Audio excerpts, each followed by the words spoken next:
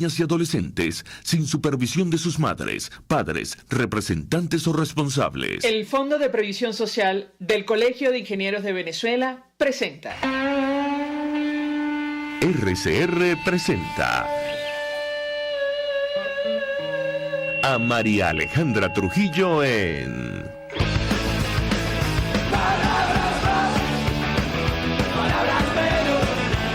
Palabras más, palabras menos. Muy buenos días, amigos de Radio Caracas Radio. Lo mejor de este jueves 16 de marzo del año 2023. Todo el equipo que trabaja para ustedes a partir de esta hora los saluda. En la producción, Génesis Rodríguez, en los controles Julio Pinto, quien tendrá el inmenso placer de acompañarles, María Alejandra Trujillo. Ustedes se pueden comunicar desde muy temprano a través de la cuenta en Twitter, @RCR750, seguirnos por nuestras plataformas digitales a través de TuneIn y YouTube. Yo comento algunos titulares de la prensa nacional e internacional. En tanto establecemos contacto con nuestra primera invitada. Con ella vamos a desarrollar un tema que ha sido noticia en las últimas horas. La comunidad internacional mira con muchísima atención el incidente que involucró un caza ruso que se estrelló con un dron fabricado en Estados Unidos en el Mar Negro. Esto lo tomo de la Deutsche Welle alemana y les comento los mensajes, porque, ahora mismo el mundo observa lo que puede ocurrir. Esto lo decimos nosotros. Caza ruso se estrelló con un dron de producción estadounidense en el Mar Negro, dice una fuente militar de Estados Unidos. Un incidente implicando un dron Reaper de fabricación estadounidense, pero de nacionalidad desconocida, se produjo en el Mar Negro, indicaron este martes a la agencia AFP dos fuentes militares occidentales. Alguna cosa ocurrió, entre comillas, dijo una fuente militar, sin poder dar precisiones sobre la naturaleza del incidente. Según la segunda fuente, no tenemos confirmación de que el dron haya sido derribado. Hay una investigación en curso, señaló una de las fuentes. Y justamente con relación a este tema decía Rusia, el canciller, concretamente Sergei Lavrov, que cualquier incidente con Estados Unidos conlleva riesgos muy grandes. Efectivamente, bueno, saben ustedes lo que está en marcha en Ucrania, esta invasión, esta guerra que inició Rusia, pero la tensión es permanente. Esto lo decimos nosotros. Monitoreamos, recoge declaración de Sergei Lavrov. Él admitió este miércoles que cualquier incidente con Estados Unidos, como el ocurrido el martes entre un dron estadounidense y dos cazas rusos en el Mar Negro, conlleva muy grandes riesgos. Cualquier incidente que provoque, esto entre comillas, un enfrentamiento entre dos grandes potencias, dos potencias nucleares, las mayores del mundo, siempre conlleva riesgos muy grandes. Ellos pueden no entenderlo, dijo Lavrov en unas declaraciones, y la situación francamente tensa con relación a este tema. Vamos a ver en qué termina. A propósito de lo que está ocurriendo con la migración venezolana, ya hablando de temas de nuestro país, dijo el equipo del régimen de Maduro que le exigió a Chile respeto a los derechos humanos de migrantes en caso de deportaciones. Saben ustedes, casi 8 millones de seres humanos han huido de nuestro país, producto de la crisis y otras razones, incluyendo la represión y la persecución, tema que vamos a desarrollar ampliamente durante la mañana de hoy. Ya mira mi equipo, si pudimos contactar a la invitada vía telefónica. La tenemos, ya vamos a hablar con ella. Pero en todo caso, Nicolás Maduro exigió este miércoles a Chile respeto a los derechos humanos de los migrantes venezolanos que sean deportados de la nación suramericana, cuyas autoridades anunciaron un reforzamiento de las medidas de seguridad para frenar la entrada irregular de personas por pasos clandestinos. Bueno, el tema del futuro político de nuestro país preocupa y mucho a la región, porque si no se resuelve, no hay avances, esta situación, esta crisis inédita en el continente, se va a agravar. Casal, de hecho, el presidente de la Comisión de Primarias, estima que en este proceso podrán votar más venezolanos en el exterior que los autorizados por el Consejo Nacional Electoral. Habrá que ver entonces en qué terminan las coordinaciones sobre este tema. Decíamos que la persecución, la represión es una de las razones, pero no la principal, que ha llevado a tantos ciudadanos de nuestro país a huir, a dejar nuestro territorio. Nos acompaña alguien que conoce perfectamente el tema de los derechos humanos, y de eso vamos a conversar ampliamente la mañana de hoy, Laura Lousa, Es directora y fundadora de la ONG Acceso a la Justicia. Le agradezco recibir nuestra llamada. Gracias por atendernos. Buenos días. Buenos días, gracias por invitarme. Pues mucho interés de conversar con nuestra invitada sobre el tema que nos ocupa. Yo iniciaría a partir de los avances que ha habido con relación a la investigación en la Corte Penal Internacional. Hace unos días compartíamos con la audiencia un hilo de tweets de la doctora Tamara Sujú, donde ella confirmaba que la Sala de Asuntos Preliminares recibió más de 2.000 formularios y videos con opiniones y observaciones de las víctimas de presuntos delitos de lesa humanidad en nuestro país. ¿Qué podemos esperar de este proceso? La escuchamos. Sí, bueno, lo bueno es que eso además ya es información oficial en la página web de la Corte Penal Internacional y efectivamente recibieron más de 2.000 declaraciones de víctimas de los presuntos crímenes de lesa humanidad, donde básicamente lo importante allí es determinar si el caso debe continuar ante la Fiscalía, es decir, la investigación debe continuar ante la Fiscalía de la Corte Penal Internacional o vamos a decir, la justicia venezolana, incluido el Ministerio Público, son capaces de llevar adelante esto. Evidentemente no conocemos las respuestas de las víctimas, sin embargo, eso se sabrá para el 20 de abril cuando la sección correspondiente de participación de víctimas, que es la que recibió toda esta información, le haga llegar a la sala de cuestiones preliminares la información respectiva. Obviamente ahí se mantiene la confidencialidad, es algo simplemente un informe general donde se explica cuáles son las resultas de eso. Y allí también la otra noticia es que fueron tantas las solicitudes y lo que recibieron y los documentos, que entonces justamente eso ellos debían entregarlo próximamente, pero se les prorrogó el plazo hasta el 20 de abril. Eso en el caso de la sección de participación de víctimas, en vista de toda la información que recibió. Bueno, ¿cuál es la expectativa de nuestra invitada en lo personal? El número luce importante, aunque pequeño, con relación a la cantidad de denuncias por presuntos delitos de lesa humanidad o violación de derechos humanos en nuestro país. ¿Qué puede decirnos? Sí, efectivamente. Bueno, lo primero es que esto hay que distinguirlo de los casos que ya están allá cursando, porque las personas llevaron sus casos y las personas que hicieron estas, vamos a decir, estas declaraciones, estas solicitudes ahora, son personas que pueden ser las mismas de los casos o pueden ser simplemente otras. Entonces allí, sin embargo, el número sí es alto porque si se compara con lo que había, que eran 400 aproximadamente, hace no mucho, solicitudes y llegamos a 2.000 o más de 2.000, pues evidentemente es alto.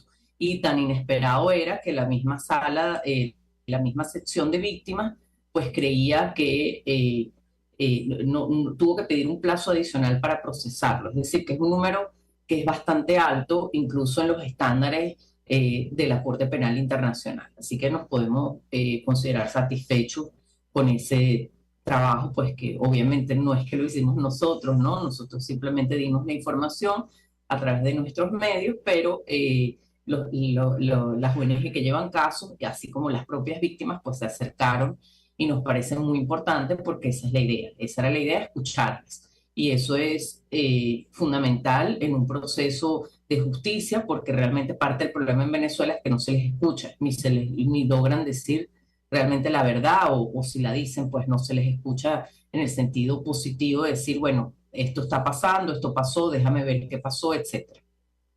¿Cree usted que es positiva esta prórroga que ha declarado la Sala de Asuntos Preliminares para compilar las observaciones en torno a estos testimonios y pruebas? Bueno, no incide para nada en el proceso, es decir, no lo retrasa.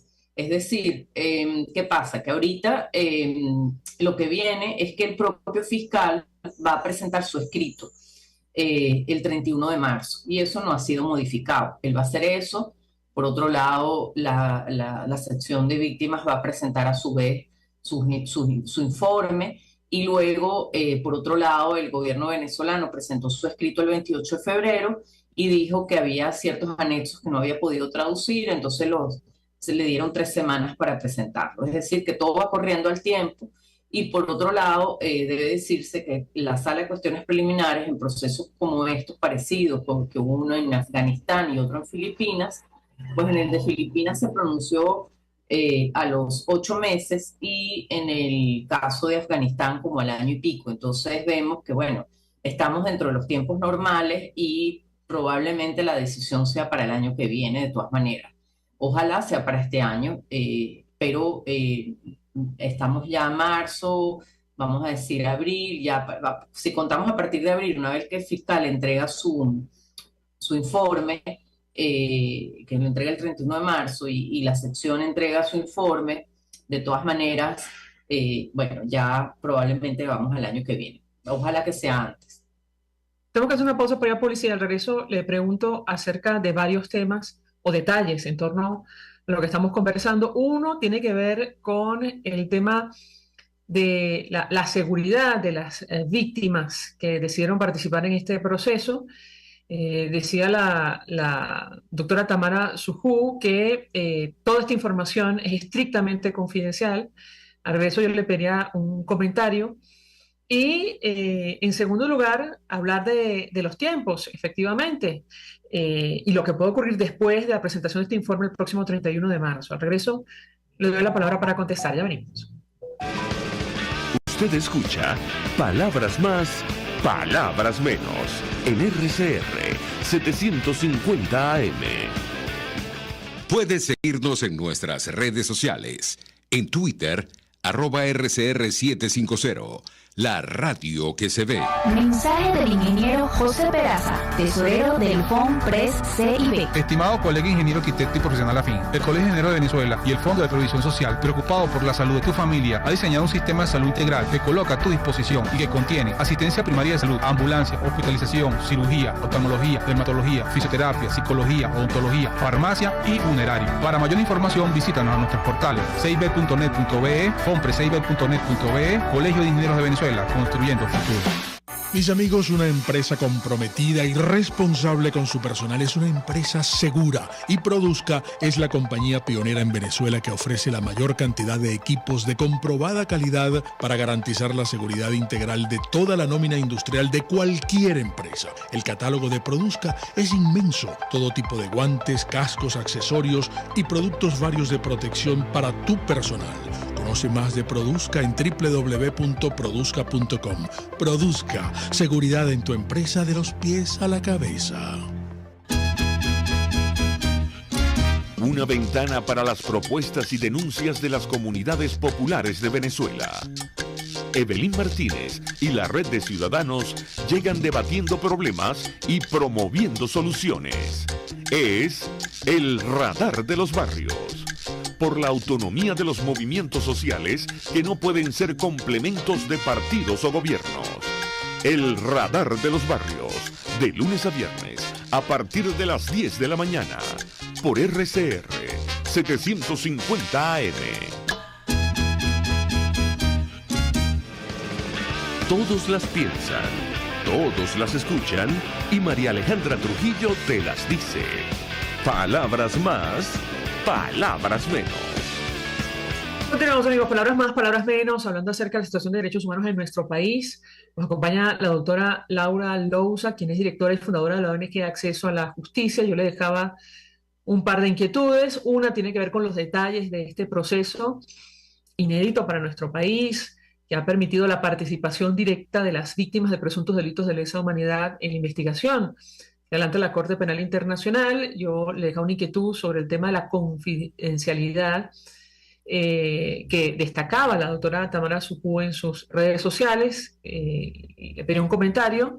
Y por otra parte, sobre los tiempos, luego de la presentación de este informe, el 31 de marzo, ¿qué podemos, del fiscal de la Corte, qué podemos esperar? La escuchamos. Sí, en cuanto a la confidencialidad, bueno, lo primero es que el correo que se puso a disposición por parte de la sección de víctimas es un correo encriptado, entonces eso ya por ahí da seguridad. Obviamente también lo ideal es que se enviara la información por correo encriptado a su vez, eso en general se manifestó para que la gente, las víctimas lo supieran, lo entendieran, supieran qué correos eran esos. Y por otro lado, evidentemente no se van a revelar nombres ni casos en sí, sino primero que lo que se va a revelar va a ser dentro del seno de la sala de cuestiones preliminares, es decir, no, eso no trasciende, vamos a decir, al Estado venezolano. Y segundo, donde incluso se podían mandar videos, además de llenar las planillas correspondientes, y eso evidentemente entra solo a nivel del conocimiento de los jueces de esa sala y no del Estado venezolano. Entonces allí está la confidencialidad y la garantía de que evidentemente no se va a exponer eso, y va a haber un informe, y ese informe también es dentro del seno de ese ámbito para que la sala, que es el juez, pues lo tome en cuenta, pero eso no debe por qué mostrarse al Estado venezolano, ni se va a mostrar. Entonces así ha sido en otros procesos, y así va a ser, pues no hay ningún problema con eso. Respecto al otro ámbito, en cuanto a la situación del proceso que se abrió en la sala de cuestiones preliminares para conocer si la investigación de la Fiscalía de la Corte Penal iba a continuar en esa instancia o hay condiciones en Venezuela para hacer justicia, pues, como decir, este mini proceso que se ha abierto, pues la sala de cuestiones preliminares debe tomar una decisión, pero aún falta que el 31 de marzo el fiscal de la Corte Penal presente su propio escrito. Aunque él ya presentó un primer escrito el 1 de noviembre, toca ahora que a raíz de la respuesta del Estado a ese escrito y también pues, del tiempo que ha pasado, él presente a su vez su escrito, que va a ser el 31 de marzo. A partir de ahí, el 20 de abril, la sección de víctimas tiene que entregar este informe sobre lo que le dijeron las víctimas, y finalmente la sala va a tomar una decisión, lo cual normalmente tarda por lo menos un año, ¿no? A lo mejor menos, en el caso de Filipinas fueron 8 meses, pero bueno, habrá que ver realmente qué pasa, no sabemos cuál es el tiempo, pero eso no es tan corto, yo diría que por lo menos 6 meses, ¿no? Si la Corte no ha sido tan lenta con nosotros, ha estado más o menos dentro del estándar, pero del estándar bajo, vamos a decir en buen sentido, en cuanto a los tiempos, pero habrá que esperar, porque es algo que no sabemos realmente. Ahora, le pregunto sobre los tiempos porque está en marcha, bueno, esto de la primaria de la oposición, y más tarde se ocurre, no sabemos en qué condiciones, una elección presidencial, y todo podría ocurrir paralelamente, ¿correcto? Me refiero por los tiempos de la Corte, ¿es así? Sí, lo que va a ocurrir probablemente es que la sala de cuestiones preliminares, presumo, va a tomar una decisión de que el caso continúe en la Fiscalía de la Corte Penal, porque hemos visto que las reformas que hizo el Estado, sobre todo en 2021, pues no fueron suficientes ni genuinas, según dijo el fiscal, y así lo hemos sostenido nosotros. Y a partir de ahí, más bien, hemos visto que se ha cerrado el espacio cívico, y además también se han echado para atrás las reformas, sobre todo en 2022 con el Tribunal Supremo, que prácticamente es el mismo. No ha habido avances, más bien vemos retrocesos, ¿no? Esta normativa, por ejemplo, contra la sociedad civil organizada que está proponiéndose este año. Entonces vemos una serie de situaciones donde no parece haber avances, no ha habido nada nuevo en materia de justicia, se habla de reformas, pero no se hacen, no se aplican, no hay nada, pues me repito, no hay nada nuevo. Entonces lo más probable es que la sala de cuestiones preliminares diga, bueno, efectivamente hay que continuar el caso en la Fiscalía, pero después hay una posibilidad de apelar de esa decisión, que es del Estado venezolano, que seguramente la usará, porque la única estrategia que ha usado el Estado venezolano ha sido demorar todo, como esta incidencia, por ejemplo, que estamos viviendo. Entonces de ahí vendrá la Corte Penal como tal en pleno a tomar la decisión, a volver a analizar el caso. Eso podría tomar un año más. Es decir, que mientras todo eso pasa, aquí puede estar ocurriendo todo lo que tú comentaste. Entonces realmente no vemos que haya hasta ese momento una decisión. Bueno, y después el caso entraría en la Fiscalía, continuaría la investigación. Efectivamente, allí podría haber alguna detención preventiva o algún llamado a algún funcionario en concreto, pero yo creo que eso es como para 2025. Y creo que probablemente eso es lo que está calculando el gobierno, por eso se está radicalizando otra vez, porque además ha sido histórico, lo hemos visto, es como un patrón cada vez que hay elecciones, lo vemos desde 2005, imagínate. Cada vez que hay elecciones, el gobierno siente que puede perder, pues lo que hace es que saca una normativa, la aplica o no, pero la saca contra la sociedad civil, sobre todo contra el financiamiento externo para asfixiar los partidos, asfixiar cualquier también iniciativa de la sociedad civil que pueda ser pro elecciones, pro información al ciudadano, los propios medios, y de ahí, pues al año siguiente suelta un poco cuando ya ve que va a ganar y tiene las condiciones, pero más que todo es para repartir, ¿no? Entonces, también en ese sentido ha ido profundizando el tema del Estado comunal, que es este Estado donde la sociedad, la comunidad se le da fuerza, pero desgraciadamente no de manera independiente, sino a través de financiamiento del Ejecutivo y con personas adeptas al Ejecutivo, lo que hace que más bien crece el control político y el control social dentro de la sociedad. Y eso es algo que ha estado también haciendo mención largamente el Diosdado Cabello y compañía. Entonces ahí vemos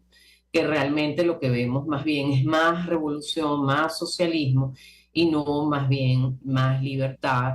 Entonces incluso vamos a ver qué pasa con las primarias, vamos a ver qué pasa con todo ese proceso, porque pareciera que realmente el gobierno no quiere ceder en nada, no quiere negociar, no quiere abrirse, sino más bien cerrarse y de hecho quiere desde la raíz como sabotear esas elecciones primarias incluso, aunque a lo mejor va a dejar hacerlas, pero no es que no va a poner obstáculos. Ya el tema del financiamiento y de mostrar que no quiere que ninguna organización reciba fondos y menos que financie partidos de una manera directa o indirecta, que es lo que dice ese proyecto de ley y que puede ser castigada duramente, eso pues no es menor. Entonces, eso es lo que estamos viendo, ¿no? Que todo va dirigido para allá y de una manera más bien, pues, con una vocación totalitaria que siempre hemos conocido, pero como llegando, como ya han pasado tantos años y esto ha sido un proceso de cerrar, cerrar, cerrar, reprimir, reprimir, pues ya lo que quedan espacios son pocos. Entonces, hay cosas que ni siquiera tienen que hacer ya, como hacían antes. No es que debe haber protestas para mostrar que la gente está descontenta, simplemente la gente normalizó ciertas conductas de miedo y el gobierno también no tiene que incurrir en agredir, pero hay otros espacios que quedan y ahí por ahí van los tiros, a encerrar esos espacios y volver a una narrativa de miedo y tal. No es que necesariamente va a aplicar todo, pero para justamente que no ocurra eso que no quiere, pues que no quiere que haya un candidato único que siente que probablemente puede ganar, incluso en pésimas condiciones electorales, porque, bueno, el descontento es muy grande, obviamente, si se quiere un cambio, aunque no hay esperanza, porque no se ve, pero se quiere. Brevemente, ¿qué puede ocurrir en la práctica si decide la Sala de Asuntos Preliminares abrir formalmente investigación, permitir que continúe, mejor dicho, permitir que continúe la investigación por presuntos delitos de lesa humanidad en nuestro país, sean 6 meses, un año? ¿Qué puede decirnos? Sí, bueno, vamos a poner el caso que también la Corte conoce el caso porque seguramente va a haber apelación. Entonces, una vez que vamos a decir, se decide de manera definitiva que el caso continúa ante la Fiscalía, allí empieza, no es que la Fiscalía ha dejado de recibir información, sobre todo en cuanto a temas justamente de reforma judicial, todo este tema que se llama complementariedad de la justicia, que significa si hay Venezuela en condiciones de justicia o no, que es justamente lo que se está discutiendo. Eso está recibiendo información, pero, y puede recibir casos incluso, pero no puede investigar. Entonces eso es lo que está suspendido por ahora. Entonces en la siguiente etapa continúa la investigación y lo que estamos hasta ahorita lo que se ha determinado es que ha habido crímenes de lesa humanidad por cuerpos de seguridad del Estado, incluso se han nombrado. Lo que no se ha identificado son los responsables personales, es decir, las personas que han cometido esos crímenes. Y esa es la etapa que vendría. Y una vez que viene eso, pues puede haber algún tipo de solicitud de declaración de esas personas, testimonios. No es un juicio todavía porque no estamos en la etapa del tribunal, pero sí es la investigación que puede darse, la que conocemos en cualquier fiscalía del mundo, y luego puede haber incluso una detención preventiva que puede solicitar la fiscalía frente a alguien, obviamente tiene que ser autorizada por la Sala de Cuestiones Preliminares, que en este caso funge como lo que conocemos en Venezuela como el juez de control, ¿no? Que autoriza, porque tiene que haber una autorización judicial si hubiera una detención preventiva, pero solicitada por la Fiscalía. Eso no lo vamos a ver el año que viene, yo diría casi seguramente, quizás el año siguiente, quizás no haya detenciones preventivas, quizás vaya hacia otro lado, realmente no lo sabemos. También va a depender mucho de la voluntad del gobierno venezolano en cambiar sus estándares, en cambiar, estamos pendientes si se va a instalar aquí la oficina de la Fiscalía en Caracas. Hemos visto que hubo avances el año pasado, a finales del año pasado, no ha terminado de ocurrir, no sabemos qué está pasando realmente, si es que el gobierno no lo está permitiendo, se está dando un stand-by a eso. Eso podría ser un avance, porque allí lo que se planteó es, bueno, en paralelo que yo investigo, en paralelo voy tratando de ver cómo ayuda al Estado venezolano a ir hacia donde debe ir, porque al final lo que nos interesa como venezolanos es que se haga justicia. Obviamente queremos que la haga un órgano que sea competente, imparcial e independiente para hacerla, que no es el caso de Venezuela, pero también algún día el Estado venezolano tiene que ser la capacidad con este gobierno, con otro, y eso también es importante. Entonces eso es hacia lo que va la Corte Penal, a que haya también condiciones de justicia en el país. Entonces eso espero que también ocurra tarde o temprano, y por ahí en los próximos 2 años iremos viendo con un poquito más de concreción de qué se trata este proceso, ¿no? Y en qué termina. O cómo avanza, porque realmente le falta bastante, pero evidentemente el gobierno se toma muy en serio esos avances y esa amenaza, tan así que, bueno, se porta totalmente acorde a eso y se radicaliza, cierra el Tribunal Supremo, en el sentido, o sea, lo radicalizó el año pasado justamente para que no le dicten un antejuicio de mérito. Es decir, ahí vemos muchas... dijeron, bueno, como ya vamos a investigación, cosa que no estaba decidida, ya no hacemos reformas. Las reformas, recordemos que fueron antes que el fiscal dijera que el caso iba a investigación. Entonces ya cuando vieron que el caso igual, como que no es suficientes esas reformas, bueno, ya no hago reformas, ya me voy hacia donde yo siempre me he ido.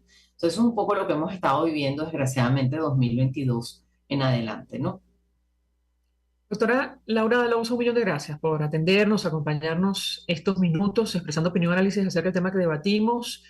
Directora y fundadora de la ONG Acceso a la Justicia. Vamos a la pausa, vamos a publicidad. Estás escuchando Palabras Más, Palabras Menos, por RCR 750 AM. RCR 750 AM, porque lo bueno une. Mensaje del ingeniero José Peraza, tesorero del FONPRES CIB. Estimado colega ingeniero, arquitecto y profesional afín, el Colegio de Ingenieros de Venezuela y el Fondo de Previsión Social, preocupado por la salud de tu familia, ha diseñado un sistema de salud integral que coloca a tu disposición y que contiene asistencia primaria de salud, ambulancia, hospitalización, cirugía, oftalmología, dermatología, fisioterapia, psicología, odontología, farmacia y funerario. Para mayor información, visítanos a nuestros portales cib.net.be, fonprescib.net.be, Colegio de Ingenieros de Venezuela, construyendo futuro. Cuando hablamos de Honda, hablamos de Distasi Motors, el concesionario Honda que pica adelante en precios, condiciones y servicio. Todo el personal de Distasi Motors, tanto técnico como de atención, está actualizado, capacitado y certificado permanentemente para atender correctamente tu vehículo. www.distasi-honda.com.ve. Distasi Motors, tu concesionario Honda en Los Palos Grandes. Yo creo que los políticos responsables proponen ideas y dicen que son de ellas y convocan a la gente a hablar de su idea. Me parece de muy mal gusto cuando la idea empieza a decir, bueno, esto no es mío, es de Venezuela. Eso significa que fracasó. Y entonces le están endosando al país la incapacidad para articular una idea que de suyo desde el principio era una idea y no un curso estratégico. A mí eso me parece de mal gusto. Me parece que el marketing político no da para tanto. Así podemos ver el mantra de Guaidó: cese la usurpación, gobierno de transición y elecciones libres. Él lo abandonó.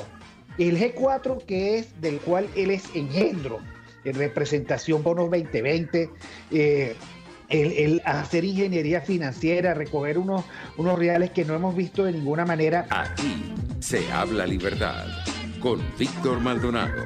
Solo por RCR 750. La radio que se ve.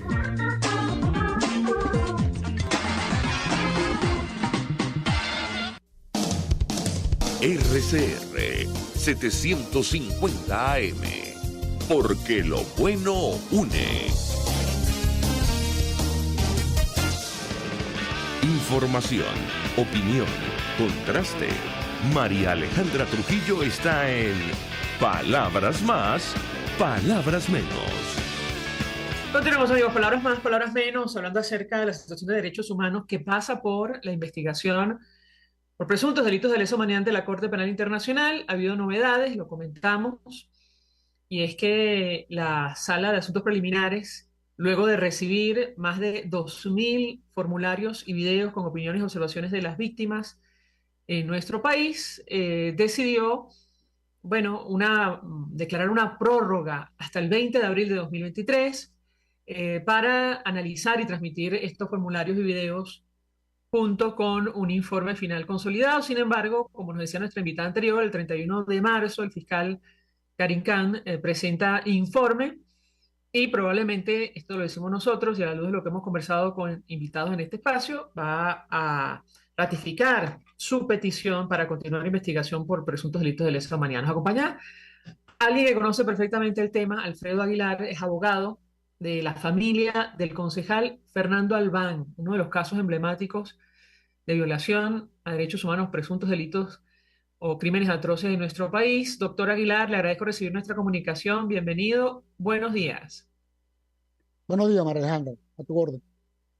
Pues inicio conversación preguntándole su expectativa en torno a este proceso. No, si me permite, le pregunto si se hicieron parte ustedes. Insisto, el caso del concejal es emblemático, figura prácticamente en todos los informes de Naciones Unidas. ¿Qué puede decirnos? Lo escuchamos. Sí, bueno, la propia sala, la sesión de reparación y participación de víctimas recomienda que las víctimas se mantengan en el anonimato o de manera confidencial. Sin embargo, en este caso emblemático, como bien señala, puedo decir con toda responsabilidad que sí, efectivamente, la familia, la viuda e hijos del concejal Fernando Albán se presentaron en su condición de víctima y, por supuesto, opinaron en la necesidad de continuar con la investigación. Igualmente, mi grupo de abogados y yo mismo hemos también participado en otra opinión independiente por la persecución y el riesgo de encarcelamiento, también en calidad de víctima y también opinando favorablemente. Esta pregunta me permite abonar algo que es muy importante.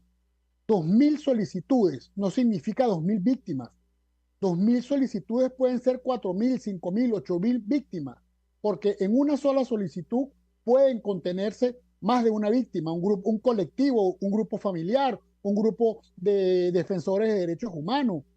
Principalmente las familias no están conformadas por una sola persona. Cuando encarcelan a un joven, cuando torturan a una persona, cuando asesinan a una persona, no están afectando solamente a ese sujeto, están afectando a todo su entorno y además califican en la condición de víctima en los propios términos del Estatuto de Roma y en los propios términos de la normativa interna de la Corte Penal Internacional. Entonces no estamos hablando de 2.000 víctimas que se pronunciaron, estamos hablando de miles de víctimas que se pronunciaron a través de estos más de 2.000 opiniones que fueron presentadas a la sesión de reparación y participación de la víctima.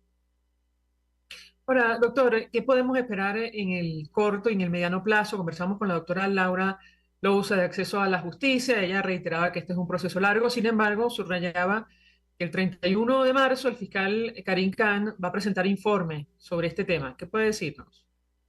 Bueno, siempre te he manifestado que lamentablemente la justicia internacional es muy lenta. Sin embargo, en este caso me siento esperanzado. Si bien no en términos de los plazos, de la distancia temporal, sí en cuanto a la sustantividad de este proceso. Yo creo que este proceso pudiéramos denominarlo inédito. Es la primera vez, creo yo, según entiendo, que más de 2.000 víctimas o mucho más, como te acabo de explicar, son oídas, son atendidas por la sala de esta manera preliminar. Y esto tiene dos efectos. El primero y directo, estas víctimas fueron a opinar que no creen en el sistema de justicia venezolano, que no es imparcial, que no es rápido, donde han habido sentencias que se pueden llamar irrisorias, mínimas, donde no se ha investigado la cadena de mando, donde no se ha permitido a las víctimas participar. Entonces, esto es el principio de complementariedad, pero ya sustantivo, demostrado, evidenciado.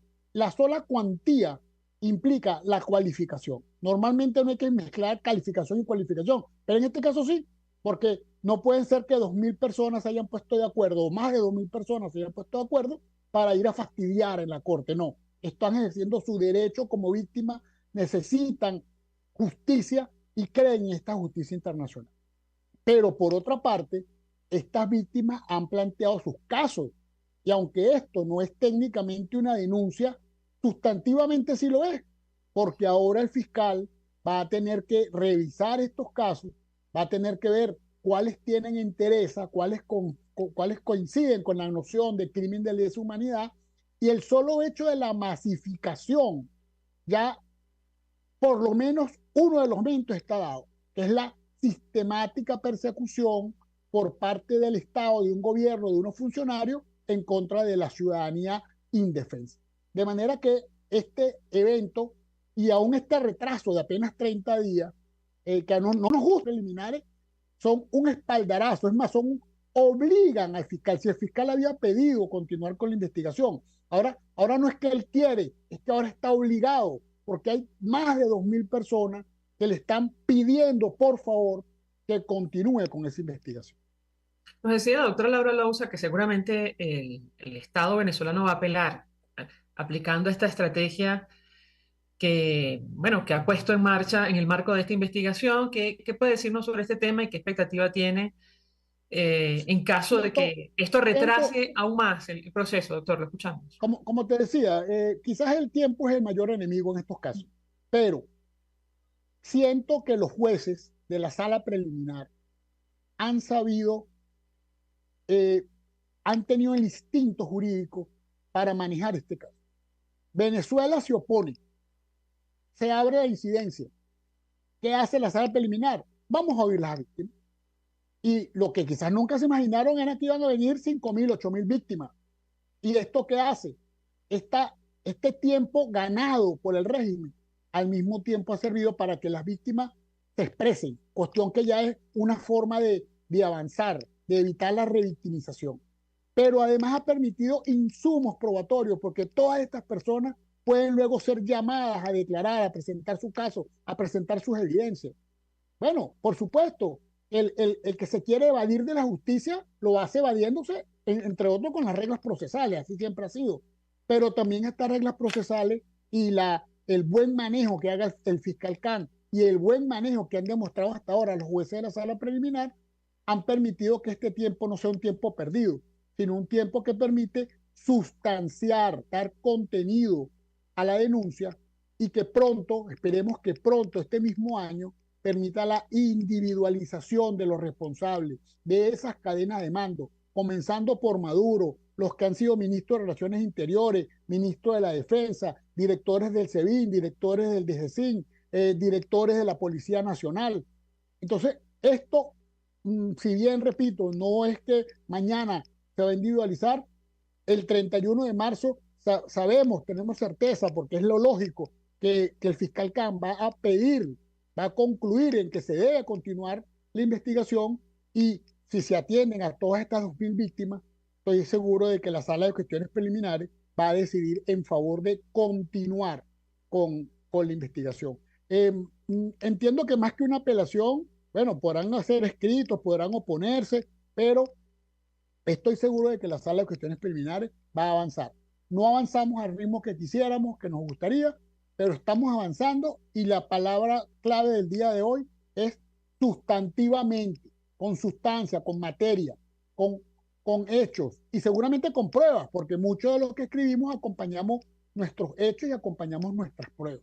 Entonces esto quiere decir que estamos avanzando. Tenemos que hacer una pausa para publicidad. Al regreso quisiera referirme específicamente al caso del concejal Fernando Albán. Yo decía, es emblemático. De hecho, en su momento encendió las alarmas en Venezuela, La propia alta comisionada de entonces, la expresidenta de Chile, Michelle Bachelet, emitió comunicado de inmediato al conocer la noticia. Al regreso quisieron dar en este tema, saber los avances o no, en qué situación está el proceso en Venezuela y por qué estaría en esta lista de presuntos delitos de lesa humanidad. Al regreso le doy la palabra para contestar, Giovanni. Escuchas a María Alejandra Trujillo en Palabras Más, Palabras Menos, por RCR 750 AM. Puedes seguirnos en nuestras redes sociales. En Twitter, @RCR750, la radio que se ve. Mensaje del ingeniero José Peraza, tesorero del FONPRES CIB. Estimado colega ingeniero arquitecto y profesional afín, el Colegio Ingeniero de Venezuela y el Fondo de Previsión Social, preocupado por la salud de tu familia, ha diseñado un sistema de salud integral que coloca a tu disposición y que contiene asistencia primaria de salud, ambulancia, hospitalización, cirugía, oftalmología, dermatología, fisioterapia, psicología, odontología, farmacia y funerario. Para mayor información, visítanos a nuestros portales cib.net.be, fonprescib.net.be, Colegio de Ingenieros de Venezuela, construyendo futuro. Ellos sí que no saben nada. Y así nos va. El espacio donde se tocan los temas más candentes de interés político y nacional. Y así nos va. En este programa, la picardía y el humor inteligente son los protagonistas. Pura cabilla. Lara y Hernández descosen y revelan los secretos más oscuros del acontecer político. Y así nos va. De lunes a viernes a las 4 de la tarde. Por RCR 750 AM. Se dicen, se ocultan, se piensan, se descubren. Palabras más, palabras menos. Con María Alejandra Trujillo. Continuamos, amigos, palabras más, palabras menos, hablando acerca de este proceso de la investigación que avanza en la Corte Penal Internacional por presuntos delitos de lesa humanidad cometidos en nuestro país.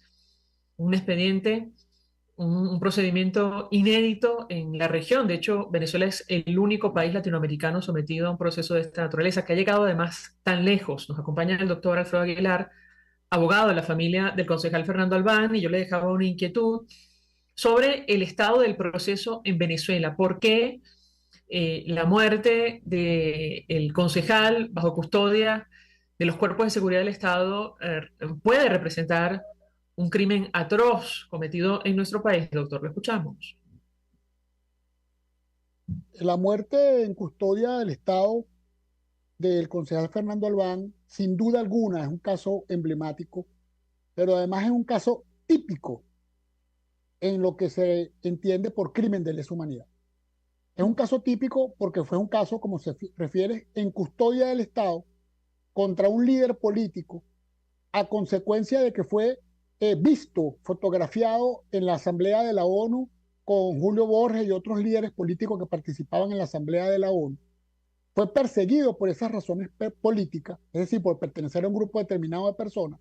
Fue sujeto de desaparición forzada, fue sujeto de tortura, fue sujeto de una ejecución extrajudicial. Pero continúan cuando el propio fiscal atribuye un supuesto suicidio a minutos apenas, sin haber hecho investigación, cuando amenaza y persigue, como en mi caso, a quien dijera que se trataba de una ejecución, y además se niega a permitirnos el acceso al expediente, se niega a aplicar el protocolo de Minnesota, y termina siendo un proceso simulado, donde se condenó a 2 funcionarios de bajo rango por un crimen de homicidio culposo. Es decir, el señor se cayó de la ventana. Él no fue que lo lanzaron, él se cayó porque él estaba allí paseando y se cayó. Eso no existe. Esto que demuestra una simulación de justicia.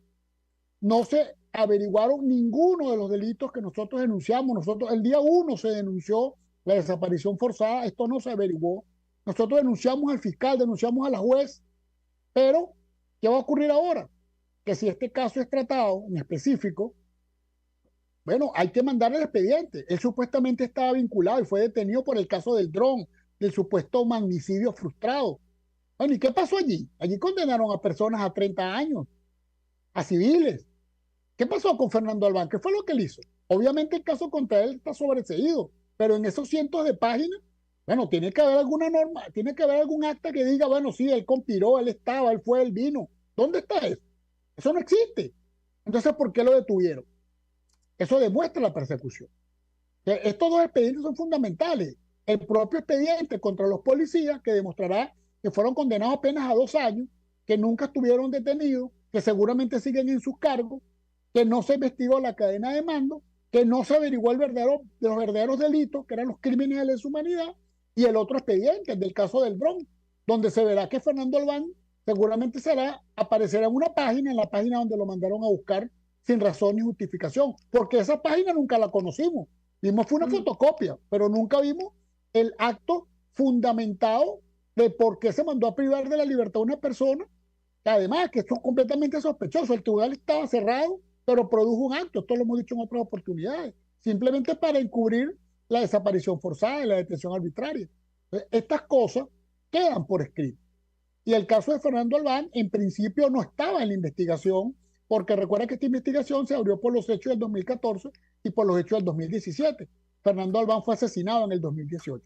Pero ahora, precisamente, con los informes de la Comisión Independiente de los Hechos de la ONU, con los informes de la Organización de Estados Americanos y otras agencias de la ONU, y precisamente con esta opinión nuestra, y ya nosotros habíamos mandado escritos formales también a la Corte, al fiscal de la Corte Penal Internacional, este caso y otros tantos casos importantes se van a incluir o deberían incluirse en esta investigación, porque además forman parte de ese patrón sistemático de violación, de persecución, que es lo que identifica al régimen autoritario y en este caso criminal.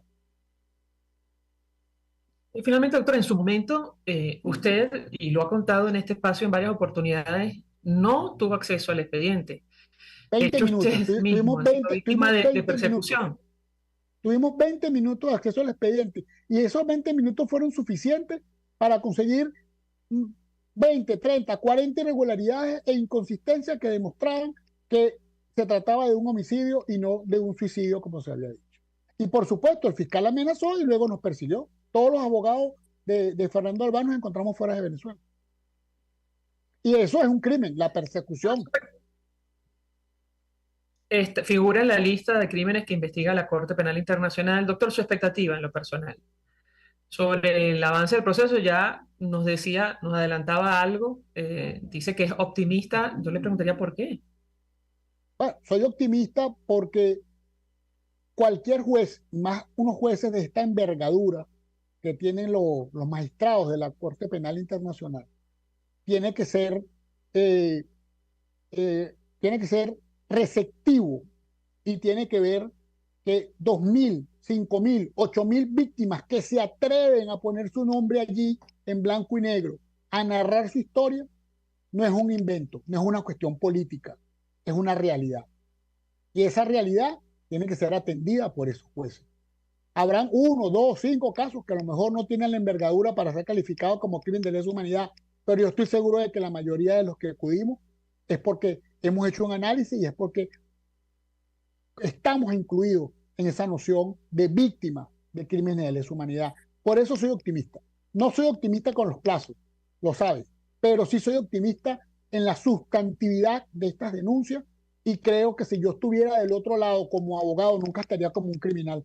Como abogado, yo estaría preocupado porque esto está avanzando lentamente, pero está avanzando y está tomando cuerpo, está tomando carácter y el fiscal tiene las pruebas y va a tener más pruebas de estos crímenes y me daría por satisfecho en el mediano plazo cuando se individualicen las responsabilidades.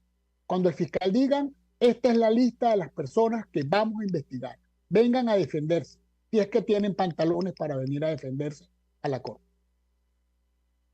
Doctor Alfredo Aguilar, un millón de gracias, como siempre, por atendernos, acompañarnos, además compartir su testimonio en torno a este tema que hemos debatido la mañana de hoy.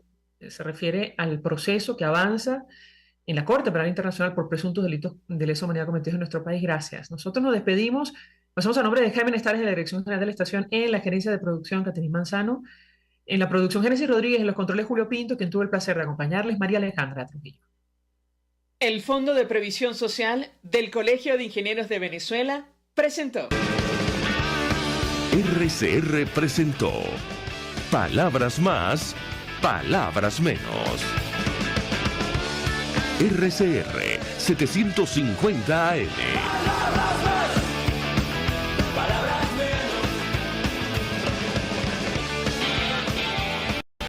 RCR 750 AM. Porque lo bueno une. El siguiente espacio educativo va dirigido a niñas, niños y adolescentes. Bancaribe, acortando distancias, presenta Los hechos, las personas, las ideas que tejieron y cambiaron nuestra historia. RCR presenta Historia Portátil, una producción nacional independiente de Arlenis Olivero, certificado número 4349. Hoy presentamos Corre el país. La anima el periodista Antonio Leocadio Guzmán, hombre de sinuosa trayectoria desde los años finales de la Gran Colombia. Un excelente muchacho, lo había llamado Bolívar. Guzmán dirige el diario El Venezolano, fundado en 1840, y es la eminencia gris de un puñado de periodiquitos populares que hieren con sus dardos, denuncias y sarcasmos a lo que el Partido Liberal ha dado en llamar la oligarquía. El mensaje liberal corre como la pólvora y enciende con su probador, dirigido por el caudillo Páez y el presidente Sublet, ve con recelo y temor esa pujanza. Imaginan degollinas de los blancos y los propietarios, el caos social, la anarquía. Los dos bandos se aprestan a un enfrentamiento. Se acercan además las elecciones de 1847, en las que Guzmán aparece como un probable ganador y los conservadores se preparan para impedir ese triunfo. Algunos ven la alta conveniencia de un entendimiento entre ambos partidos, entre ellos el veterano prócer Santiago Mariño. ¿Por qué no propiciar una reunión entre los dos grandes jefes, Páez y Guzmán, para desmontar aprensiones, darse mutuas garantías de que nada le va a pasar a nadie, aclarar en fin las cosas? Mariño se empeña en que esa reunión tenga lugar. Guzmán acepta sin reservas. Páez, en cambio, está remiso. En ningún caso